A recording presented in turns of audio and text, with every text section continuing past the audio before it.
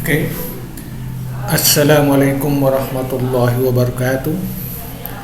Alhamdulillahirabbil alamin wassalatu wassalamu ala asrafil anbiya'i wal mursalin wa ala sayyidina wa maulana Muhammad. Allahumma shalli ala sayyidina Muhammad wa ala alihi wa barik wasallim.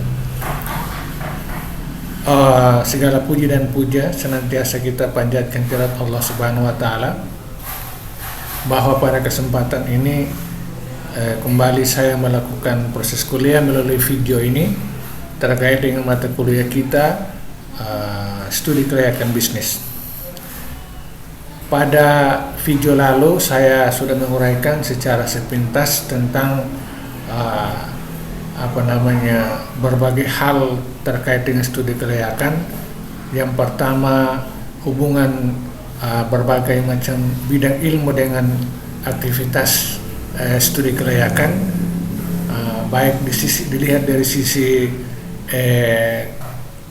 kegiatan risetnya ataupun dilihat dari sisi akan timbul berbagai macam biaya dari berbagai aspek itu. Kemudian ada pembahasan secara menyeluruh atau secara gamblang terkait dengan aspek-aspek itu, aspek-aspek yang akan dikaji di dalam kegiatan aktivitas studi kelayakan bisnis. Nah, salah satu di antara aspek itu adalah aspek hukum. Nah, aspek hukum ini yang seringkali menjadi aspek yang paling utama dalam kajian-kajian studi kelayakan bisnis. Kenapa? Karena aspek hukum itu akan merupakan dasar dalam rangka menentukan legalisasi atau keabsahan daripada suatu kegiatan dari berbagai aspek hukumnya, sehingga kegiatan itu bisa dilanjutkan pada aspek-aspek lain, dibuat studi kelayakan pada aspek-aspek lain. Nah, pembahasan terkait dengan aspek hukum dalam studi kelayakan ini, ada beberapa topik yang kita kaji. Saya perkenalkan secara sepintas dari slide pertama sampai kepada slide terakhir, baru kemudian kembali kita membahas satu persatu daripada tiap tajuk atau sub tema daripada aspek hukum dalam studi kelayakan bisnis ini.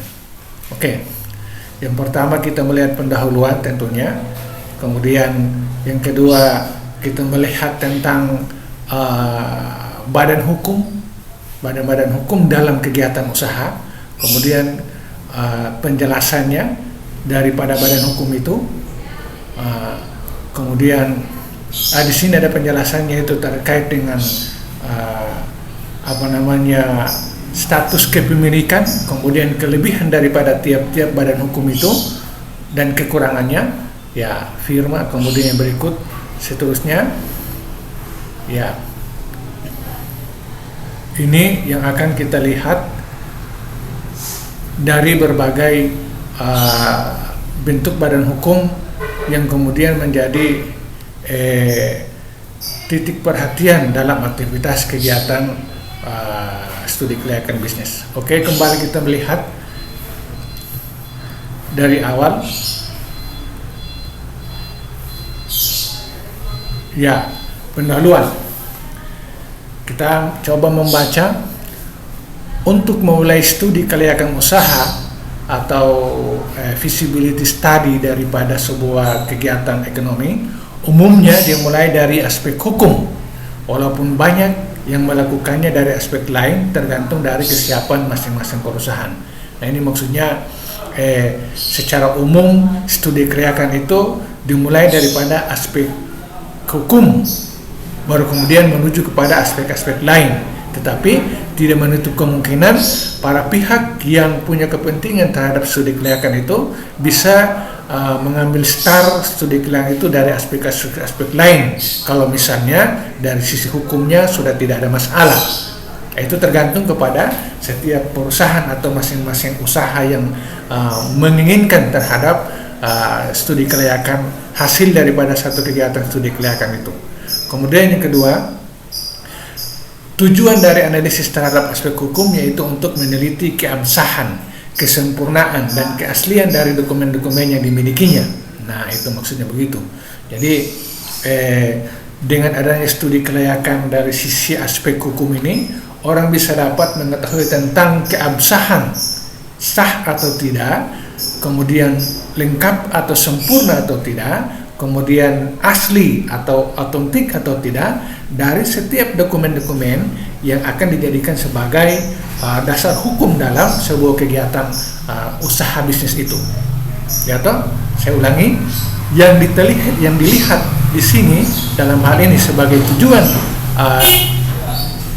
studi di bidang aspek hukum di sini adalah mau melihat sejauh mana kepemilikan dokumen-dokumen atau legalitas yang ada itu kira-kira sah atau tidak. Keabsahan. Nah, keabsahan ini dalam hal ini dari sisi dokumen surat itu autentik, asli, betul-betul diterbitkan oleh pihak-pihak yang berwenang atau tidak. Dengan dari sisi kearsipannya masih dianggap masih berlaku atau tidak, masih digunakan atau tidak. Kemudian informasi-informasi yang terkandung di dalam dokumen itu harus dapat dicocokkan sah atau tidak. Nama pendiri, kemudian nama perusahaan, kemudian dan lain-lain sebagainya, akte pendiriannya dan seterusnya. Nah, kemudian ada juga tingkat kesempurnaan. Nah, tingkat kesempurnaan ini dari seluruh uraian-uraian daripada setiap akte ataupun dokumen-dokumen pendukungnya itu dapat terpenuhi atau tidak sesuai dengan yang dibutuhkan, ya toh?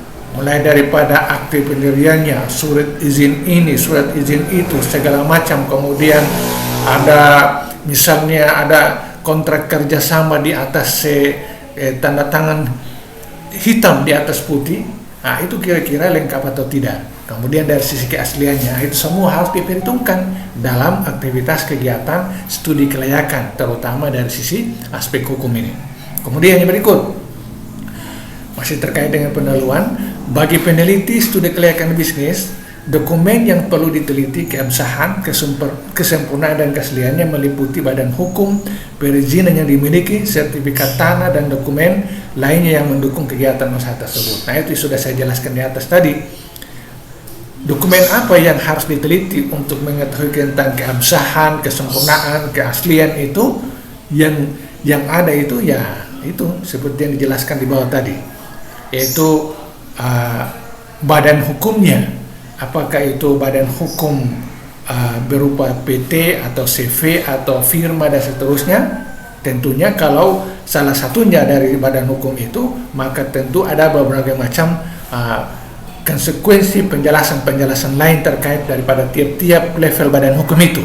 Kemudian perizinan yang dimilikinya, ya izin usaha, izin tempat, izin domisili, izin pelaksanaan, izin kerjasama, berbagai macam izin lingkungan, izin pemerintah, dan seterusnya. Kemudian sertifikat tanah atau dokumen lainnya, sertifikat tanah terutamanya, sertifikat atas tanah itu apakah status kepemilikannya itu berupa hak ataukah hak pakai atau hak milik. Nah, kalaupun hak pakai misalnya, maka bagaimana penjelasan daripada tiap-tiap kontrak hak pakai itu dari pihak yang menyerahkan hak pakai kepada pihak perusahaan itu, bagaimana penjelasannya, apakah hak pakai dalam kurun waktu singkat, sedang atau lama, dengan berbagai macam beban-beban yang disepakati di dalam kontrak kerjasama, kontrak penggunaan hak pakai itu sendiri, ataupun hak milik.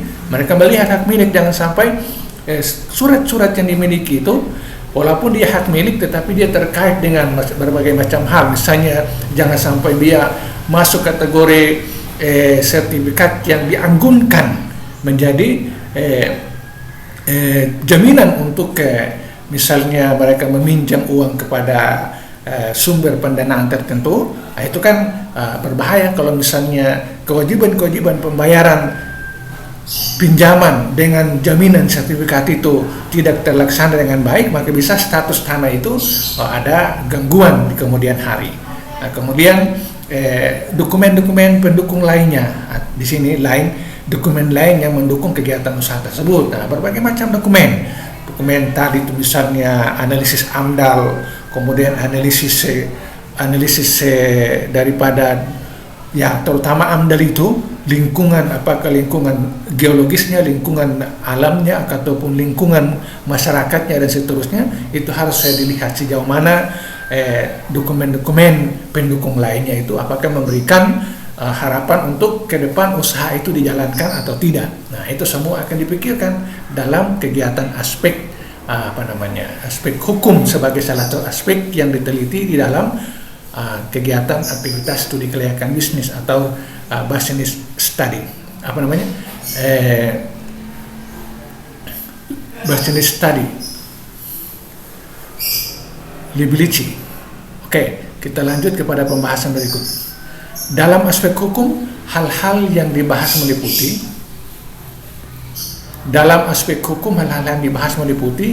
bentuk badan hukum perusahaan, kemudian prosedur perizinan, kemudian legalitasnya.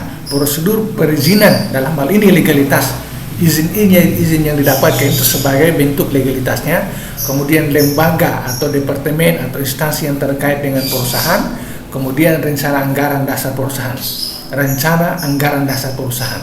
Nah ini, jadi saya ulangi, dalam aspek hukum hal yang dibahas itu meliputi bentuk badan hukum dan perusahaan. Nah ini yang kemudian nanti kita bahas satu persatu, kemudian kita definisikan tiap-tiap badan hukum itu, lalu kita melihat kelebihan dan kekurangannya. Kemudian prosedur perizinan, legalitasnya itu terkait dengan bagaimana memulai sampai mendapatkan suatu izin, mulai dari mana, menyiapkan apa, di kantor mana atau di instansi mana kita memulai mengurus sesuatu surat izin itu. Nah, kemudian lembaga atau departemen atau instansi yang terkait dengan perusahaan, lembaga, departemen, instansi yang terkait dengan perusahaan, semua stakeholder, mitra-mitra, baik pemerintah dalam hal ini ataupun lembaga-lembaga non pemerintah lain, apakah itu perusahaan-perusahaan yang lain ataupun asosiasi-asosiasi ataupun LSM dan seterusnya yang ada afiliasi, ada kaitan dengan usaha kita atau bisnis yang mau dijalankan, itu tentunya harus diteliti sejauh mana ada hubungannya itu, hubungan antar perusahaan yang mau didirikan atau dijalankan atau proyek yang dijalankan nanti dengan pihak-pihak lain itu. Kemudian yang perlu diperhatikan juga dalam hal aspek hukum ini adalah rencana anggaran dasar perusahaan.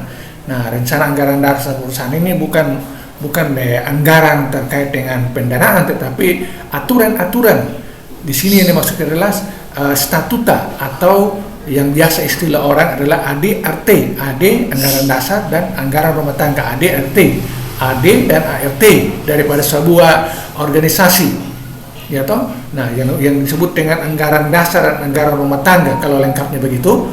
Yang biasa istilah lebih modernnya orang menggunakan istilah statuta atau anggaran dasar, anggaran rumah tangga, itu merupakan satu sumber hukum yang disepakati di dalam setiap organisasi, dalam hal ini perusahaan itu, untuk kemudian menjadi pedoman dalam hal pelaksanaan kegiatan perusahaan itu, baik yang sifatnya adalah anggaran dasar ataupun anggaran rumah tangga. Nah itu.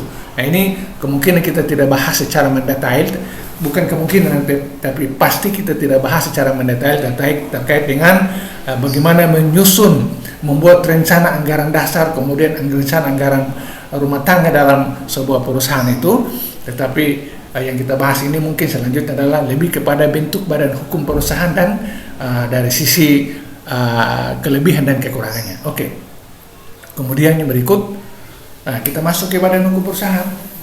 Nah, dalam praktiknya jenis badan hukum yang ada di Indonesia itu meliputi badan hukum perseorangan, kemudian firma, perseroan komunitar atau CV, kemudian perseroan terbatas, kemudian perusahaan negara, kemudian perusahaan daerah dan yayasan. Nah, perseorangan itu adalah terkait dengan badan usaha yang sifatnya dimiliki oleh orang perorangan, yang tentunya dokumen legalitasnya itu sangat sederhana. Kemudian naik tingkat sedikit di atas usaha perorangan itu adalah firma, Kemudian naik lagi satu tingkat di atas firma, yaitu perseroan komuniter atau CV. Lalu yang lebih sempurna lagi disebut dengan perseroan terbatas. Nah itu biasanya yang dimiliki oleh pihak-pihak swasta, mulai daripada usaha perorangan sampai kepada perseroan terbatas. Nah ini yang kita bahasin terkait dengan badan hukum. Kemudian ada juga badan hukum yang dimiliki oleh negara, dalam hal ini apakah secara nasional ataupun secara kedaerahan. Dalam hal ini daerah-daerah yang mereka memiliki juga perusahaan-perusahaan, biasa disebut dengan perusahaan daerah. Ada perusahaan negara, ada perusahaan daerah. Perusahaan negara disebut dengan badan usaha milik negara, kemudian ada juga badan usaha milik daerah. Kemudian yayasan. Nah yayasan di sini mungkin yang dilihat ini bukan sekedar dari sisi legalisi hukum, dokumen-dokumennya, tetapi dipandang sebagai yayasan ini acap kali yayasan itu selain kerja-kerja sosial kemasyarakatan, juga ada semacam proyek-proyek usaha-usaha yang mereka jalankan yayasan itu. Yayasan yang memiliki misalnya kita punya kampus ataupun yayasan perguruan tinggi Muhammadiyah, kemudian nanti ada amal-amal usahanya yang tentunya harus ada analisis tentang masalah ekonomi di sana. Nah ini sudut pandangnya begitu. Jadi bukan Muhammadiyah, banyak sekali yayasan-yayasan yang dalam hal ini memang core kegiatannya itu dalam hal pengabdian kepada masyarakat, tetapi harus ditopang dengan keuangan yang memadai. Maka tentunya mereka juga punya unit-unit usaha yang dalam hal ini sebagai sumber pendanaan kegiatan usaha itu. Maka dalam hal ini kita lihat sebagai salah satu badan hukum yang kemudian diteliti atau dilihat atau dilakukan studi kelayakan sejauh mana yayasan itu bisa dianggap mampu untuk menjalankan aktivitas bisnis itu. Oke. Kita lihat satu persatu daripada setiap badan hukum tadi. Yang pertama, perusahaan persorangan. Perusahaan persorangan merupakan perusahaan yang dimiliki persorangan hanya seseorang. Nah itu jadi perusahaan yang dimiliki usaha-usaha, semua jenis usaha-usaha yang sifatnya misalnya kategorikan usaha mikro ataupun usaha kecil ataupun mungkin usaha mikro, usaha kecil dan usaha menengah. Itu bisa dikategorikan sebagai perusahaan orang perorangan kalau dikelola oleh milik pribadi. Atau kemudian pendiriannya tidak memerlukan syarat khusus sebagaimana badan usaha lainnya. Nah, mau membuka usaha-usaha milik perorangan yang disebut sebagai badan usaha persorangan ini, pada saat dia mau mendirikan tidak sulit-sulit dari sisi hukumnya, karena tidak membutuhkan berbagai macam dokumen pendukung seperti perusahaan-perusahaan yang nanti kita bahas atau badan hukum yang kita bahas pada bagian berikutnya. Kemudian kebutuhan modal hanya dipenuhi dari pemilik sendiri, dan untuk mencari modal dari luar relatif lebih sulit. Nah itu, jadi badan usaha bersifat perorangan ini karena dia memang usaha sifatnya skalanya kecil, bisa mikro, bisa kecil, maka dalam memenuhi kebutuhan modalnya cukup dia penuhi sendiri. Adapun misalnya dia dapat dari sumber eksternal, itu pun terbatas karena tentunya berhadapan dengan pihak penyedia pendanaan di luar sana, berbagai macam aturan harus dilalui dan seterusnya. Dengan demikian bagi usaha perorangan ini untuk mencari pendanaan dari luar dan membantu struktur modalnya memang agak sulit untuk dijalankan. Oke. Namun di sini ada kelebihan-kelebihan. Apakah kelebihannya? Kelebihan daripada usaha persorangan, pertama, memiliki kebebasan dalam bergerak. Ya, dia sebagai bos sendiri terhadap usahanya, sehingga dia menentukan apa ya dia bisa berusaha hari ini, besok tutup, kemudian seterusnya dia bisa melakukan ekspansi untuk memperluas dan seterusnya. Dia punya kebebasan tanpa harus mendengar daripada pihak lain. Kemudian pajak rendah karena pemerintah tidak memungut pajak perusahaan tetapi hanya kepada pemilik. Nah, tanggung jawab kepada sebagai warga negara kepada pemerintah tidak dipungut berdasarkan usahanya, tetapi hanya sebagai pajak pribadi, orang pribadi. Karena perusahaannya adalah perusahaan persorangan, sehingga pajaknya dihitung sebagai pajak orang pribadi, bukan pajak atas nama perusahaannya itu. Nah, itu pungutan pajaknya itu berdasarkan sebagai warga negara secara pribadi. Kemudian rahasia perusahaan terjamin. Nah, itu kelebihannya itu karena tidak ada pihak lain yang terlibat di dalam kegiatan ini, sehingga seluruh perusahaan, seluruh rahasia perusahaan, apakah rahasia di bidang keuangan, strateginya, rahasia cash flow-nya, semua aspek dari usahanya itu dia sendiri yang tahu. Nah, kalau dia sendiri yang tahu berarti sudah menganggap sebagai rahasia yang dia sendiri tahu. Kemudian motivasi usaha yang tinggi. Nah, dilihat sebagai kelebihan karena ada motivasi usaha yang tinggi, karena dia merasa bertanggung jawab untuk memajukan kegiatannya itu, karena ada pendapatan hari ini atau besok dan seterusnya tergantung dirinya sendiri, karena dia berusaha sendiri. Kalau dia tidak berusaha tidak ada pendapatan, kalau dia berusaha berarti ada pendapatan. Itulah ini maksud dengan motivasi di sini, ya toh. Dia berusaha untuk meningkatkan pendapatannya, maka dia harus bekerja keras. Nah, kalau dia tidak melakukan apa-apa, tentunya pendapatannya akan berkurang. Di sini dimaksudkan dengan motivasi usaha yang tinggi. Kemudian proses pengambilan keputusan dapat dilakukan dengan cepat. Ya, itu jadi tidak melibatkan pihak luar untuk bertanya tentang pendapat A, si B, si C tentang suatu permasalahan. Dia mengambil keputusan sendiri terhadap apa yang dia hadapi sebagai suatu permasalahan tanpa melibatkan pihak lain, sehingga bisa keputusan itu dengan segera dapat diambil. Kemudian penanganan aspek hukum yang minimal. Nah, itu jadi kalau ada permasalahan terkait dengan masalah hukum, saya pikir untuk usaha perorangan ini tidak terlalu masalah, tidak terlalu ribet, tidak terlalu panjang lebar dari sisi misalnya berurusan dengan pihak aparat penegak hukum, karena tidak harus menunggu pihak-pihak lain yang menjadi saksi atau menjadi pihak kedua atau menjadi pihak bermacam-macam, tidak, karena usaha milik sendiri, ada masalah dia bertanggung jawab sendiri sehingga urusannya bisa cepat. Oke.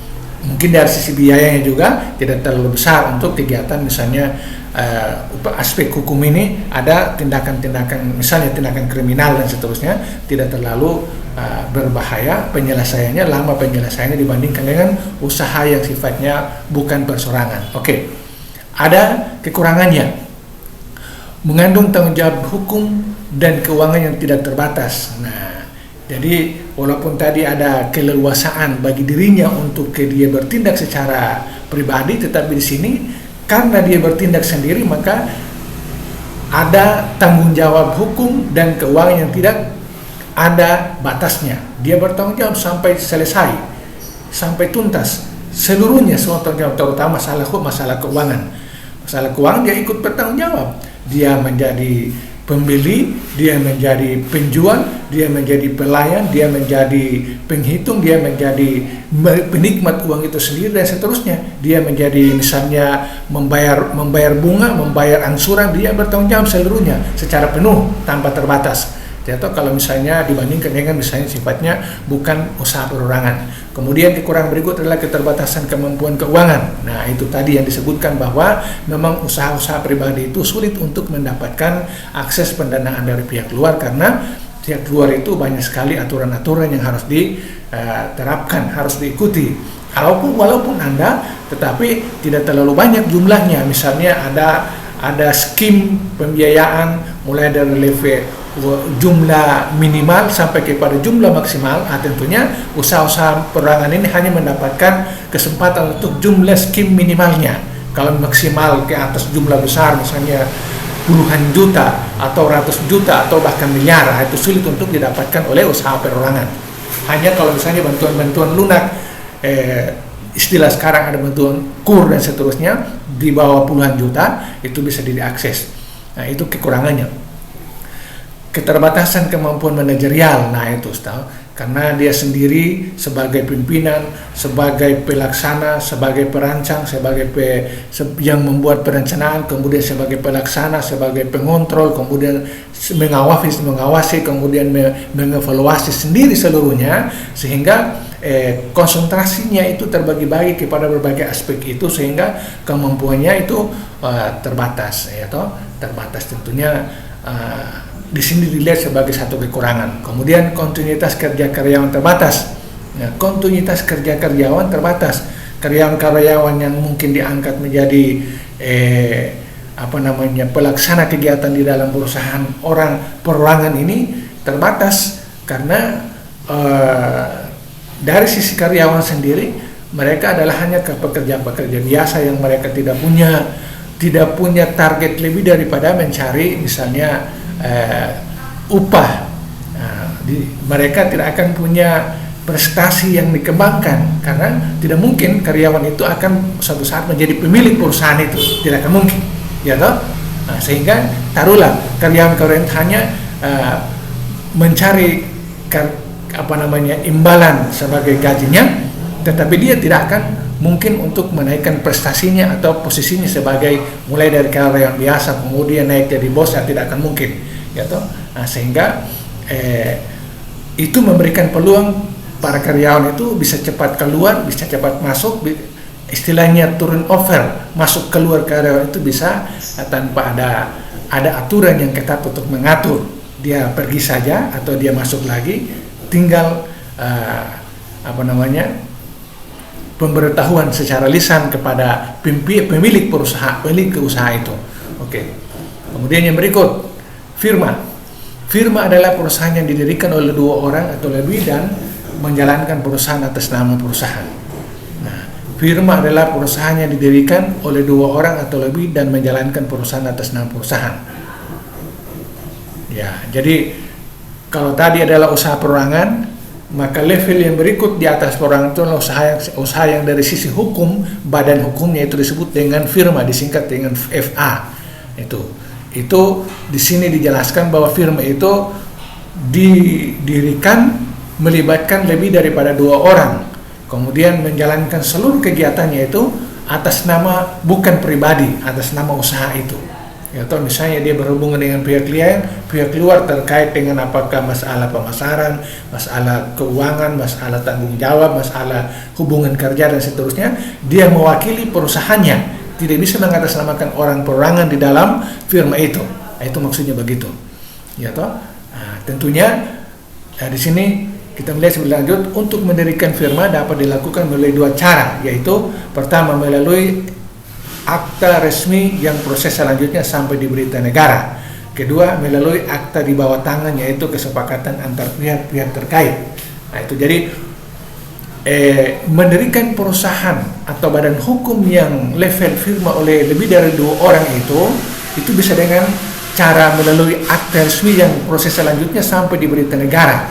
Itu melalui misalnya mengusulkan tentang pendiriannya itu di dalam berita acaranya itu, pendiriannya itu kepada misalnya instansi terkait, dalam hal ini misalnya akte notaris, kemudian akte notaris itu bisa memprosesnya sampai kepada keluar dalam lembaran negara, berita negara bahwa ada perusahaan firma yang didirikan di lokasi tempat dan dalam wilayah negara Indonesia, jelas di sana. Atau cara kedua untuk mendirikan firma itu adalah melalui akte di bawah tangan, yaitu kesepakatan antar pihak-pihak terkait. Nah, ada semacam semacam perwakilan hukum yang kemudian menjadi pihak yang mencatat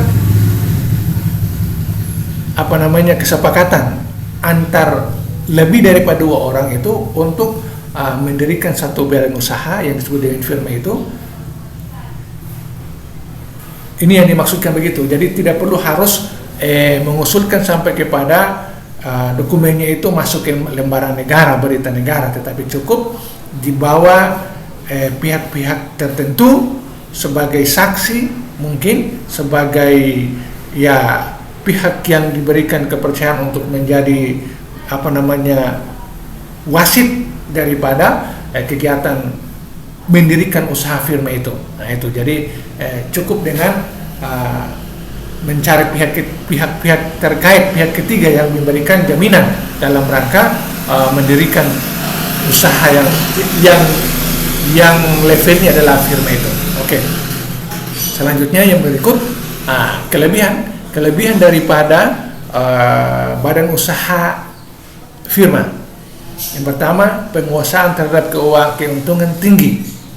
Penguasaan terhadap keuntungan tinggi meskipun dibagi dengan anggota kongsi yang lainnya. Maksudnya tingkat keuntungan daripada seluruh kegiatan usaha itu dimiliki oleh perusahaan sehingga tidak bisa satu orang atau orang lain monopolinya. Kemudian nanti selanjutnya baru kemudian dibagikan kepada setiap anggota perusahaan itu, dalam hal ini firma itu. Nah, jadi tidak semena-mena uang itu diambil secara pribadi, digunakan atau dipinjam atau seterusnya. Harus atas dasar kesepakatan daripada secara bersama yang sebagai pemilik perusahaan itu.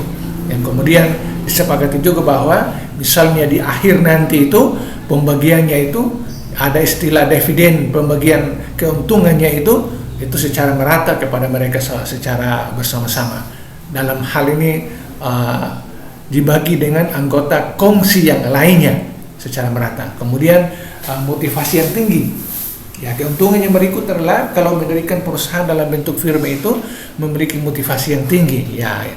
Ya, karena pertama tentunya dari sisi performan, penampilan sudah merupakan satu usaha, maka di mana-mana mereka berbicara atau berusaha atau mengatasnamakan perusahaan itu ada kepercayaan diri, kemudian ada mereka punya core bisnis yang mereka jalankan betul-betul, mereka itu menganggap usaha itu ada jaminan legalitasnya ada, sehingga mereka bisa meyakini kegiatan itu atau usaha-usaha mereka itu bisa berjalan baik. Itu motivasinya, dan mereka secara bersama-sama ingin mengembangkan usaha mereka itu yang mereka jalankan dalam bentuk firma ini, itu yang disebut dengan motivasi yang tinggi. Kemudian penanganan aspek hukum minimal, meskipun sedikit lebih rumit dibandingkan perusahaan-perusahaan karena harus ada kesepakatan antar anggota kongsi. Nah, masalah-masalah hukum di sini maksudnya penanganan aspek hukum minimal. Itu kalau misalnya timbul konflik, timbul ketidakpercayaan, ada istilah one prestasi antar pihak di dalam perusahaan itu, mungkin mereka secara bersama-sama menyelesaikan secara internal karena jumlahnya sedikit, jumlah pendiri perusahaan itu tadi katakanlah minimal 2 orang atau 3 orang, maka bisa dapat diselesaikan dengan aman, dengan cepat. Yaitu walaupun di sini ada kata-kata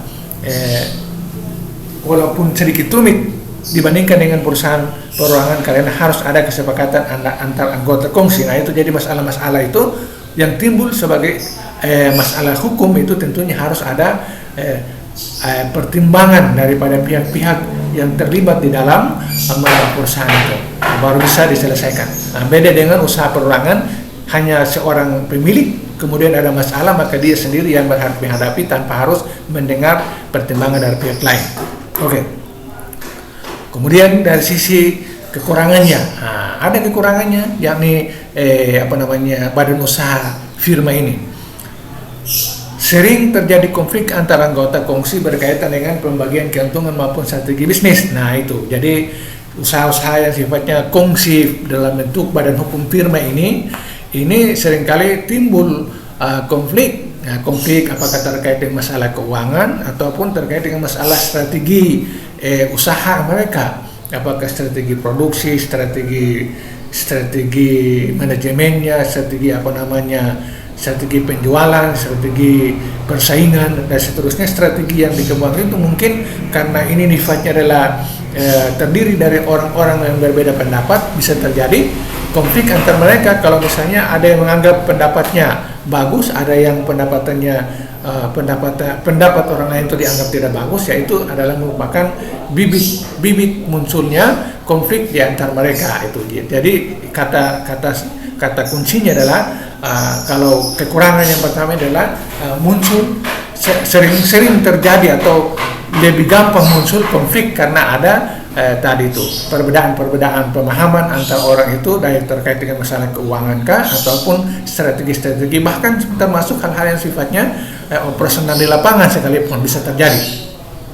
Kemudian tanggung jawab keuangan tak terbatas namun sudah dapat dibagi dengan anggota kongsi yang lain. Nah itu tanggung jawab keuangan tak terbatas namun sudah dapat dibagi dengan anggota kongsi yang lain. Nah tanggung jawab keuangan di sini dalam hal ini misalnya sumber pendanaan apakah bersumber dari mereka sendiri? Ya itu berarti ada patungan-patungan. Ya toh si A tanggung berapa, si B tanggung berapa, si C berapa, kemudian menjadi modal, ataupun diambil dari luar, pihak ke luar, kemudian tanggung jawabnya bagaimana? Ya toh. Jadi terbatas sudah dapat dibagi dengan anggota komisi lainnya. Jadi sumber dananya itu bisa berasal dari, kalau internal berarti lebih daripada beberapa orang tadi yang menjadi pemilik usaha itu, ataupun dari luar dengan berbagai macam kesepakatan atas nama perusahaan untuk menjadi jaminan dan seterusnya. Itu dari sisi sumber dananya. Kemudian dari sisi sumber dari sisi penggunaannya pun saya kira itu lebih kepada hal-hal yang sifatnya operasional lapangan, tentunya sudah direncanakan dari awal sehingga kegiatan masalah kinerja keuangan tentunya akan dilihat atau tergambarkan dari laporan-laporan keuangannya. Itu mungkin dianggap sebagai bukan masalah kekurangan. Kemudian keterbatasan kemampuan keuangan namun sudah lebih baik dibandingkan dengan perusahaan perseorangan. Nah itu keterbatasan keuangan, walaupun misalnya mereka memiliki obsesi untuk membangun usaha itu dengan mendiversifikasi kegiatan-kegiatannya dan macam-macamnya produksinya, tetapi karena namanya usaha sifatnya firma tentunya memiliki kemampuan keuangan terbatas, ya toh. Nah walaupun dia bisa melakukan pencarian pendanaan dari luar dengan atas nama perusahaan, tetapi tidak sebanding dengan perusahaan-perusahaan yang di atas firma. Karena ada berbagai macam aturan-aturan yang akan dipertimbangkan oleh penyedia atau pemilik modal, pemilik dana atau pasar-pasar modal itu. Kemudian yang berikut adalah keterbatasan kemampuan manajerial. Ya itu tadi. Dalam hal pelaksanaan kegiatan usaha itu kan banyak kompleksitas kegiatannya. Nah kalau misalnya orang-orang ini hanya terdiri dari 2-3 orang, tentunya membagi pekerjaan itu tentunya bebannya lebih banyak. Atau satu orang bisa menangani berbagai macam kegiatan, sehingga ini dianggap sebagai satu keterbatasan, kemampuan manajerialnya kurang. Atau kalau misalnya hanya 2-3 orang, tentunya pemahaman atau pengetahuan tentang masalah manajemen dan keorganisasian itu tentunya tidak lengkap, karena itu pengetahuan terkait manajemen dan keuangan, manajemen dan keorganisasian itu pengetahuan yang sangat luas dengan berbagai macam fungsionalnya, tetapi tidak mungkin mereka 2-3 orang menguasai seluruhnya. Nah itu seluruhnya. Kemudian berikut adalah kontinuitas kerja karyawan terbatas. Sama kayak tadi, perusahaan perorangan, karyawan bisa turun offernya itu masuk keluar perusahaan itu bisa tanpa harus melalui proses yang panjang lebar, ya toh. Tidak ada, mungkin saja tidak ada kontrak kerja antar karyawan dengan perusahaan itu secara permanen, bisa menggunakan sistem outsourcing ataupun dan seterusnya, sehingga kontinuitas karyawan bisa saja yang diharapkan adalah kemampuan bawaan, bukan diharapkan datang di sini lalu kemudian dilakukan pelatihan pembinaan untuk menjadi karyawan yang memiliki skill. Tidak, karena dia lebih banyak mereka mengharapkan karyawan yang memang sudah siap di luar lalu mereka pekerjakan. Kalau memang tidak siap, mereka lepas mencari yang lain lagi, karena mereka berpikir dari sisi biaya dan mungkin mengeluarkan lagi biaya untuk melakukan pelatihan dan pembinaan terhadap karyawan-karyawan yang ada. Oke, saya pikir itu adalah kekurangannya. Saya tambah lagi yang ketiga, perseroan komunitas WhatsApp. Nah, saya langsung baca dulu A4 5. Ya.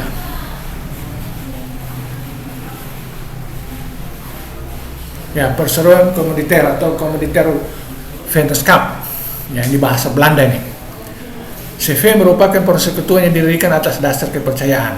Nah, ini CV atau perseroan komunitas, disingkat CV, itu sudah levelnya di atas firma tadi. Jadi setelah perorangan, di atasnya firma, kemudian di atasnya adalah CV. Merupakan persekutuan yang didirikan atas dasar kepercayaan.